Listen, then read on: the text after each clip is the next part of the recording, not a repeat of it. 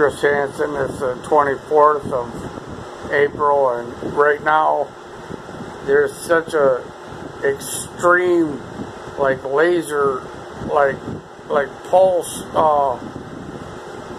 It just feels like an ice pick stuck in my head right here, and there's voice to skull coming from across the sky. It's really messing with my brain.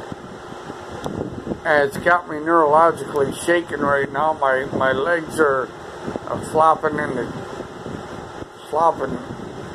the footrest right now.